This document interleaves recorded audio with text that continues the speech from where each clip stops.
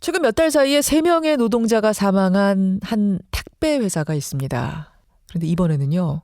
18세 미만의 청소년들을 철야 택배 분류 업무에 고용했던 사실이 드러나면서 지금 문제가 되고 있습니다. 청소년을 심야 업무에 고용하는 것은 엄연한 불법이죠.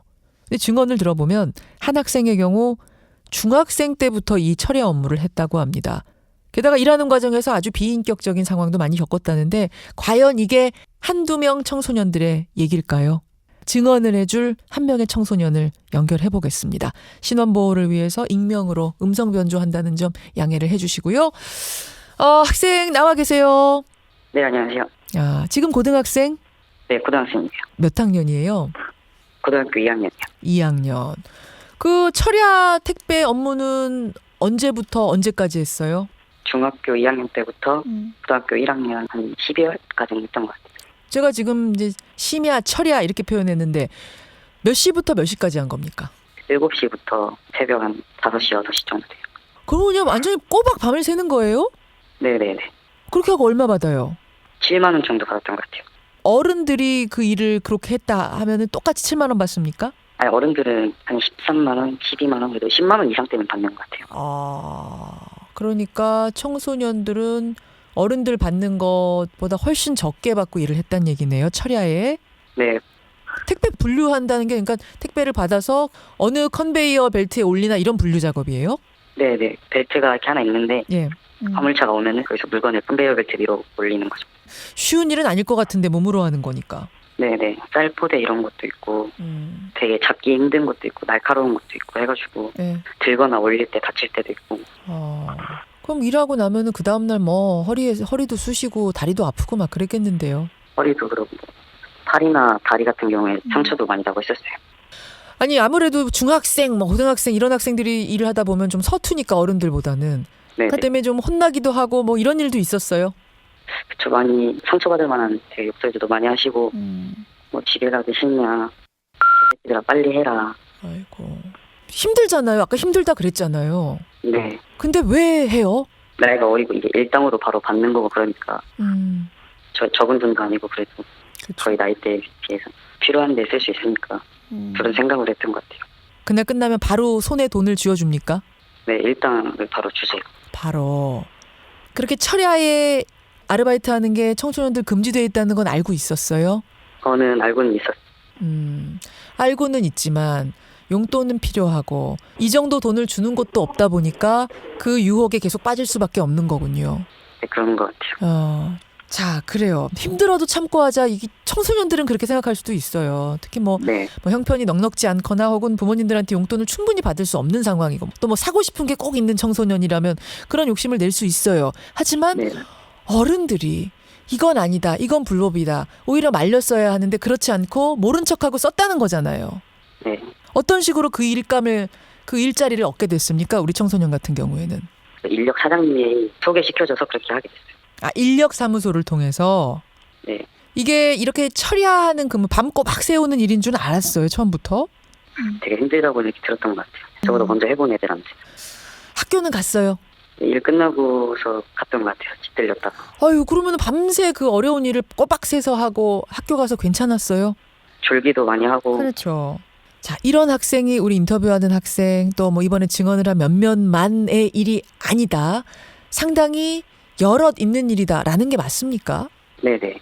아니 그럼 그 택배 분류 현장 철야 작업하러 가면 거기에 네. 청소년들이 대략 어느 정도나 있었던 걸로 기억해요? 만약 현장에 있는 사람들이 100명이라 치면은 예. 한 30명에서 40명 정도는 청소년인 것 같아요. 30~40%가 청소년이었다? 네. 대기업 택배 회사인데 철야 네. 근무 작업에 많은 수를 청소년으로 채웠다. 제일 어렸던 학생은 몇 살? 중학교 1학년이었어요. 중학교 1학년이요? 네. 세상에. 그런 아이가 밤을 꼬박 새면서 거기서 택배 분류업을 한다고요? 네네. 아니 그럼 거기 있는 어른들도 거기 고용한 사람들 회사 사람들도 다 얘가 그 어리다는 걸 뻔히 알 거 아니에요. 아무리 어른인 척해도 안 되는 나이잖아요. 그쵸. 그렇군요. 좀 놀랍습니다. 그런데 왜 그만두게 됐어요? 현장에서 사람 대하는 것도 너무 비인격적이고 계속 일을 하면 계속 몸만 다치지 이렇게 그러니까 아무 의미가 없다는 것도 알게 되고 이게 일할 곳이 아닌 것 같다 생각해서 그만두게 됐어요. 알겠습니다. 증언해 주셔서 고맙습니다. 네. 예. 아, 놀랍네요. 그러니까 심야라고 해서 뭐 밤 10시부터 12시 정도, 사실 그것도 불법입니다만 그게 아니라 아예 저녁 7시에 시작해서 밤 7시까지 꼬박 밤을 새는 업무를 중고등학생들이 상당수 맡아 해왔다는 거예요. 그것도 대기업 택배 회사에서. 예, 이 같은 사실은요, 이 학생들이 다니던 학교의 선생님이 학생들을 관찰하다가 알게 돼서 언론에 제보를 한 겁니다. 그 선생님 한번 만나보죠. 아, 선생님 안녕하세요. 네, 안녕하세요. 처음에 어떻게 알게 되셨어요? 이 아이들이 그런 일 하고 있다는 거? 제가 그 인문계에서만 근무를 하다가 예. 특성화고에 올 초에 부임을 받았는데, 특성화고라면 뭐 공업고등학교, 상업고등학교 이런 고등학교. 네, 실업계 고등학교. 예. 근데 아이들이 인문계 고등학교 아이들하고 비교해서 너무 많은 아이들이 잠을 자더라고요. 수업 시간에. 그래서 네, 그래서 아르바이트를 한다고 해서 처음에는 그러려니 이렇게 했었는데, 예. 가끔 이렇게 깨워도 완전 인사불성으로 못 일어나고 하는 아이들이 좀 있어서 이상하다 생각하다가 이번에 상담을 하다가 알게 됐어요. 아, 아니 이거는 그냥 네. 뭐 수업 시간 졸죠. 저도 졸았고 우리 아주 졸 수 있습니다만 깨워서 네. 아이고 하고 놀라는 정도가 아니라 그냥 인사불성이 되도록 조는 게 네. 이상하다. 이건 어젯밤에 뭔가 이 아이가 잠을 한숨도 못 잘 만큼 뭔가 노동을 했구나. 물리적으로 뭔가를 네. 했구나라고 의심이 들 정도 상황인 아이들이 꽤 많았군요. 네, 그렇습니다. 그래서 심층적으로 조사를 해보니까 이런 네. 일을 했던 아이가 어느 정도나 됐습니까? 그 학교에선? 저도 그 아이 때문에 그 수업 시간에 아이들한테 조사를 조금 해봤는데요. 예. 주기적으로 계속적으로 하는 아이들이 한 학년에 한 20명 정도 이렇게 되더라고요. 너무 놀래갖고 한 번이라도 일회성으로 해본 학생들까지 조사를 해보니까 예. 어림잡아 100명은 넘더라고요. 그 학교에서만 100명? 네네. 예. 이게 좀 놀라운데 물론 이게 전체 고등학교 얘기는 아닙니다. 선생님 전체 고등학교 조사하실 수도 없는 거니까. 하지만 그렇죠. 그 한 학교만 봤을 때도 한 100여 명 이거는 뭔가 문제가 있다 싶어서 제보를 하신 거예요.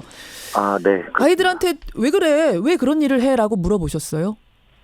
그럼요. 물어봤죠. 뭐라 그래요? 네, 애들이 대부분의 아르바이트는 한 달 동안 일을 해서 월급을 받는 시스템인데 예. 그 일회성으로 잠깐 일을 하고 돈을 받을 수 있다는 게 아이들한테는 큰 메리트였던 것 같아요. 일하고 돌아갈 때 돈 바로 쥐어주니까.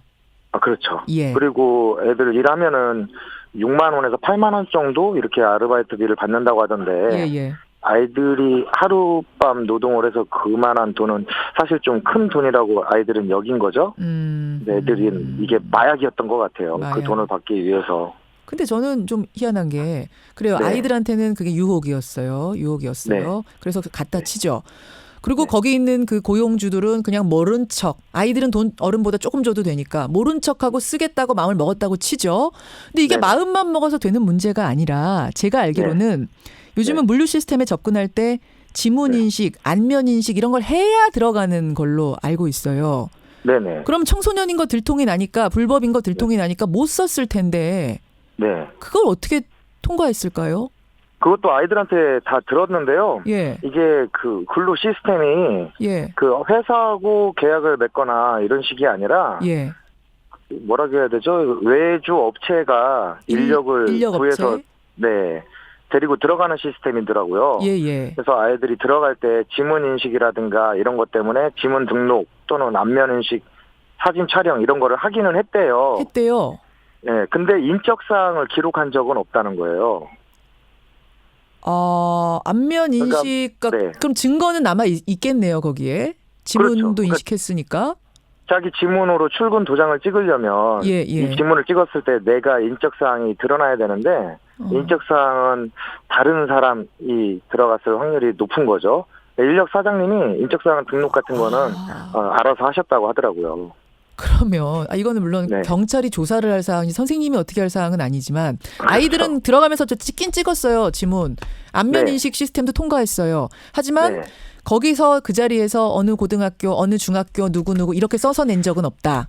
그렇죠. 그러면 혹시라도 인력 회사에서 다른 어른의 정보를 가지고 네. 제출을 했을 가능성도 있지 않은가. 그랬기 때문에 통과가 됐을 가능성 있지 않을까라고 지금 의심하시는 거군요. 그렇죠. 실제로 한 아이 같은 경우는요, 자기가 일한 그 뭐라 해야 되나요? 기록에 예. 다른 사람 이름이 올라가 있다고 또 이야기를 하더라고요.